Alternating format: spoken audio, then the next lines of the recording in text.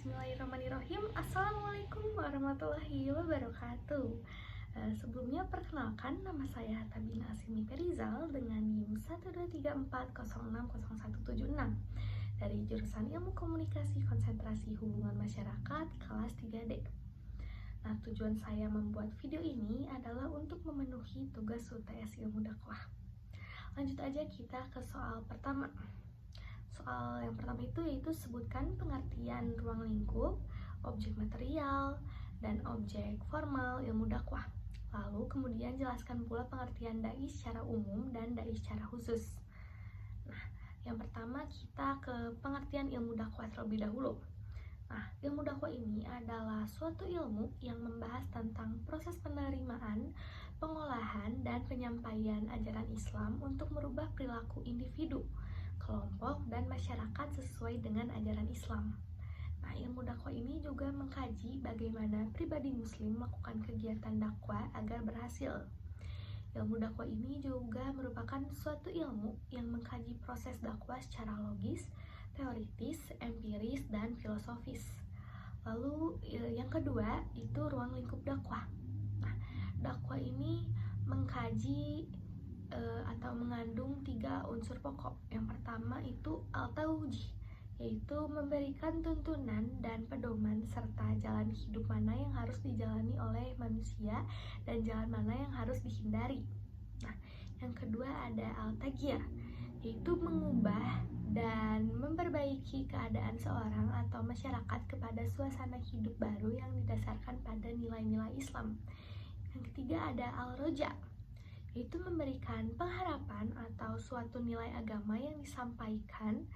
Nah, dakwah ini juga harus mampu menunjukkan nilai apa yang terkandung di dalam suatu perintah agama, sehingga dirasakan sebagai kebutuhan pokok dalam kehidupan masyarakat.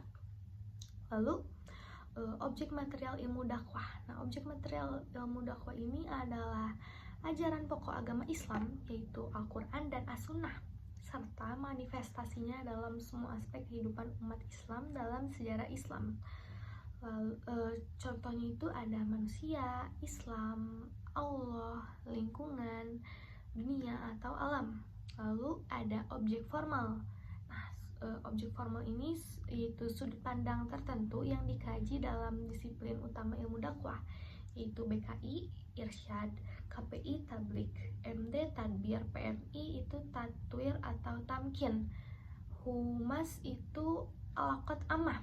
Nah, ilmu dakwah ini mencoba melihat interaksi antara manusia yang menjadi subjek atau dai dan objek atau mad'u dalam proses dakwah. Nah, dai ini secara umum adalah sebutan dan istilah dalam Islam untuk orang yang bertugas mengajak atau mendorong dan mengamalkan ajaran Islam. Lalu secara khusus, dai ini adalah orang yang mengambil spesialisasi khusus dalam bidang agama Islam dan dikenal dengan sebutan ulama. Nah, lalu kita lanjut ke soal nomor 2.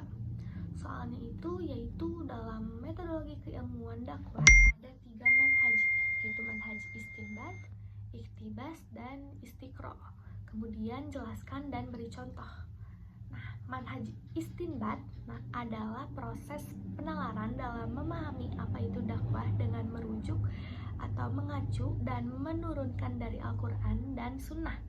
Produk istinbat ini adalah suatu teori. Contohnya istinbat adalah penerapan hukum potong tangan bagi pencuri yang mengambil barang senilai 5 dinar. Nah, penerapan ini itu dilakukan berdasarkan hadis yang diriwayatkan oleh Sayyidina Abu Bakar radhiyallahu anhu. Lalu iktibas. Nah, iktibas ini adalah proses penalaran dalam memahami apa itu dakwah dan merujuk dan mengacu dan menurunkan dari Al-Quran dan Sunnah dengan meminjam dan menggunakan teori sosial atau penjelasan perilaku manusia seperti sosiologi, antropologi, psikologi, komunikasi, sejarah, politik, ekonomi, dan lain-lain sebagainya. Contoh iktibas ini adalah pengutipan kalimat dari Al-Quran atau hadis, kemudian dimasukkan ke dalam kalimat prosa atau syair tanpa dijelaskan bahwa kalimat yang dikutip ini berasal dari keduanya. Lalu istiqra. Nah, istiqro ini adalah suatu proses penalaran tentang apa itu dakwah Islam dalam tatanan empirik melalui kegiatan penelitian mengacu grand teori dari produk istinbat. Nah, selanjutnya kita lanjut ke soal nomor 3. Soalnya yaitu jelaskan dengan rinci ragam kegiatan dakwah. Nah, ragam kegiatan dakwah ini ada 2. Yang pertama ada dakwah bil lisan atau bi'asanil qaul, yaitu tablik, KPI, irsyad BKI, dan humas. Lalu ada dakwah bilhal, bi'asanil amal, yaitu tadwir MD, tatwir atau tamkin PMI, lalu MHU. Nah, yang pertama dulu nih, dakwah bilisan. Dakwah bilisan ini ada tablik. Nah, tablik ini yaitu bentuk dakwah yang dilakukan dengan menyebarkan agama Islam melalui media, yang dimana harus ada subjek dakwah yang disebut dai, objek yang disebut mad'u, dan macam-macam penyampaian bisa melalui khutbah, tausiah, ceramah, kultum, dan tablik menggunakan media. Lalu irsyad. Irsyad ini menyampaikan ajaran Islam melalui kegiatan penyuluhan, bimbingan, atau psikoterapi Islam kepada individu atau kelompok kecil. Nah, dakwah irsyad ini bersifat berkelanjutan dan intensif. Yang kedua itu humas atau public relation, PR. Nah, definisi humas secara harfiah ini itu berarti hubungan dengan publik atau masyarakat. Nah, secara istilah, humas ini memiliki definisi yaitu bagian lembaga pemerintahan atau swasta yang melakukan kegiatan mencari dukungan publik bagi usaha-usahanya. Lalu pengertian public relation. Nah, pengertian public relation adalah proses komunikasi strategis yang membangun hubungan saling menguntungkan antara organisasi dan publik. Lalu yang kedua nih, dakwah bi'alhal. Yang pertama ada tadbir. Tadbir ini yaitu kegiatan dakwah, transformasi, dan institusional ajaran Islam melalui kebijakan-kebijakan publik atau pemerintah, lembaga pendidikan, perusahaan, serta pengelolaan lembaga-lembaga dakwah. Nah, karakteristik yang menonjol dalam dakwah tadbir ini ialah fungsi manajemennya itu sendiri. Lalu ada MHU. MHU ini yaitu singkatan dari manajemen haji dan umroh. Di MHU ini melakukan dakwah melalui studi manajemen haji dan umroh, baik sebagai ilmu maupun sebagai gejala aktivitas manusia untuk mengembangkan konsep-konsep baru tentang manajemen haji dan umroh. Nah, selain itu MHU juga melakukan tenaga ahli bidang MHU ini juga merupakan tenaga ahli di bidang haji dan umroh itu sendiri. Lalu yang ketiga ada tatwir atau tamkin, yaitu pemberdayaan ekonomi umat. Nah, dakwah tatwir ini biasa dilakukan dengan program pendidikan, program pelatihan, program pemberdayaan, pendampingan desa, pengembangan ekonomi, pengadaan sarana baik itu pendidikan, keagamaan, dan lain sebagainya. Nah, tatwir ini pemberdayaan ekonomi untuk umat gitu. Nah, selanjutnya kita lanjut ke soal nomor 4. Soalnya itu yaitu jelaskan dengan rinci ragam konteks dakwah.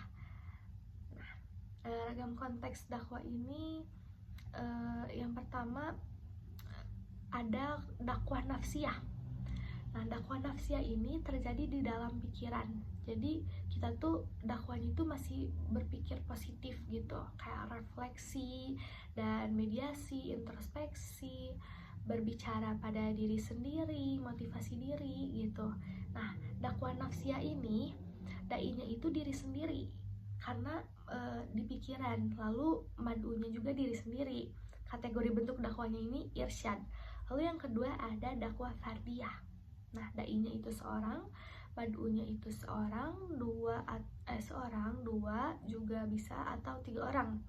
Nah, kategorinya itu irsyad, tadbir, tatwir, atau tamkin. Lalu yang ketiga ada dakwah fi'ah qolilah. Nah, Dakwah fi'ah qalilah ini berkisar 3-8 orang, 3-15 orang, dan 3-20 orang. Dai-nya itu seorang, mad'unya itu kelompok kecil.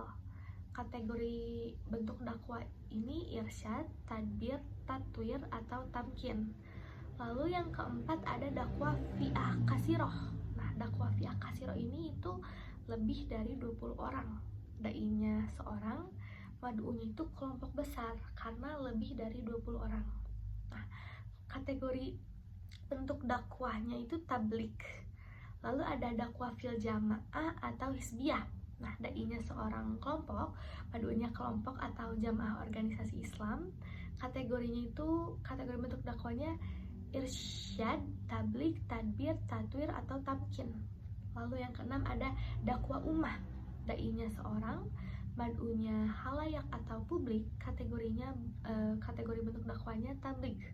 Lalu yang ketujuh ada dakwah syu'ubiyah, syu'ubiyah qobaliyah atau dakwah antar suku bangsa.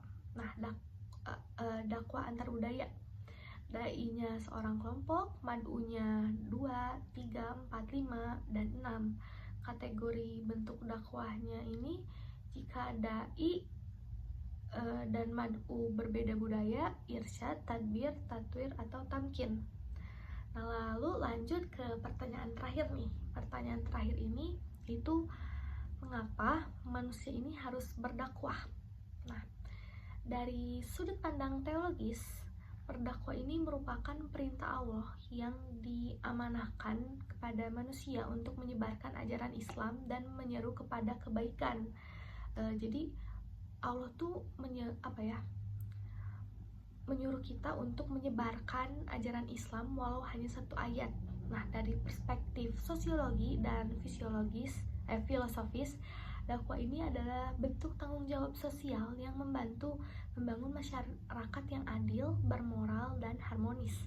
Dakwah juga berfungsi sebagai sarana komunikasi, nilai-nilai kebijakan, dan perbaikan yang bertujuan untuk menciptakan keseimbangan antar individu dan masyarakat dalam kehidupan yang baik. Selanjutnya, membaca ayat-ayat dakwah yaitu An-Nahl ayat 125, Al-Imran ayat 104, Al-Imran ayat 110, Al-Fussilat ayat 33, Al-Baqarah ayat 221, Al-Hijr ayat 94. Yang pertama dulu yaitu An-Nahl ayat 125. A'udzubillahi minasyaitonirrajim. Bismillahirrahmanirrahim. Ud'u ila sabili rabbika bil hikmati wal mau'idatil hasanati wajadilhum billati hiya ahsan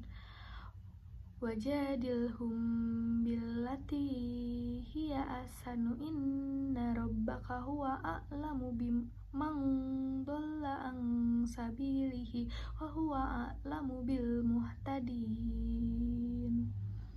Sadaqallahul azim. Ud'u ila sabili rabbika bil hikmati wal mau'idatil hasanati wajadilhum billati hiya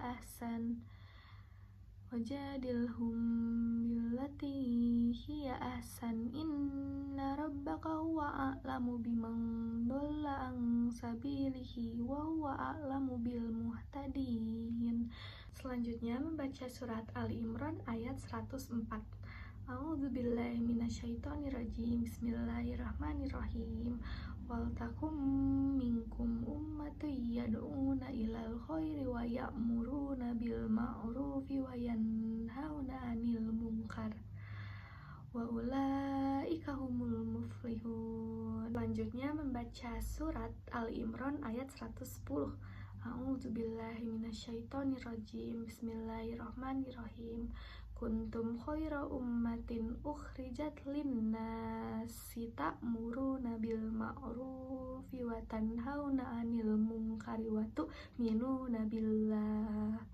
Walau amana ahlul kitabi lakana khairal lahum minhumul mu'minuna wa aksaruhumul fasikun. Selanjutnya membaca Quran surat Al-Fussilat ayat 33.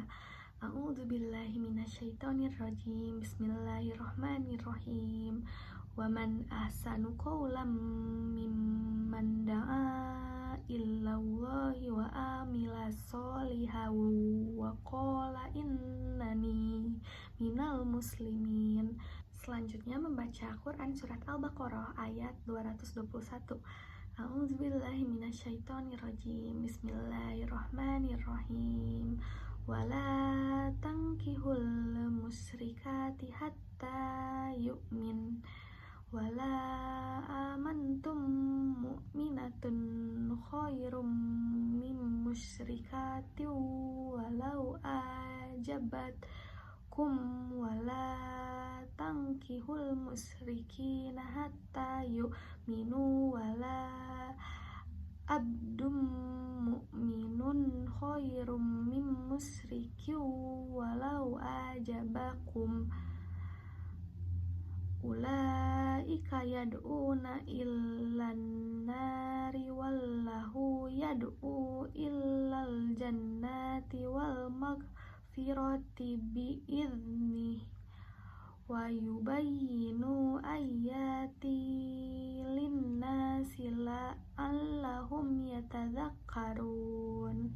Selanjutnya membaca Quran surat Al-Hijr ayat 94. A'udzubillahi minasyaitonirrajim. Bismillahirrahmanirrahim. Fasda' bima tu'maru wa a'rid anil musyrikin. Shadaqallahul azim. Nah, sekian yang dapat saya sampaikan. Mohon maaf bila ada kesalahan dan kekurangan. Wassalamualaikum warahmatullahi wabarakatuh.